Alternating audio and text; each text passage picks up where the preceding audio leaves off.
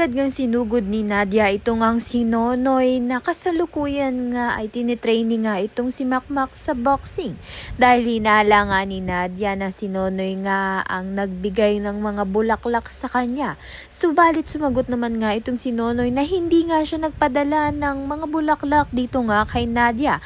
Kaya naman nga sino nga ba ang maswerteng secret admirer nga nito ni Nadia. Samantalang ito naman ngang si Nonoy ay tila nagsiselos nga dahil may nagpadala nga ng mga bulaklak dito nga kay Nadia. At iniisip nga niya kung magkakarelasyon pa nga ba itong si Nadia.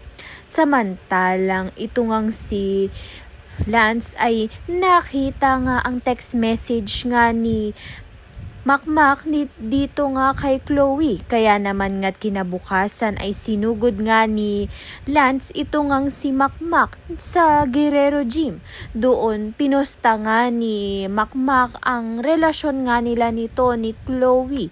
Dahil kung hindi nga siya manalo sa boxing fight nila nito ni Lance ay maghihiwalay at hindi na nga sila magkikita muli nito ni Chloe. Kaya naman nga't yan at iba pa ang dapat nating pakaabangan. Maraming salamat sa iyong panonood.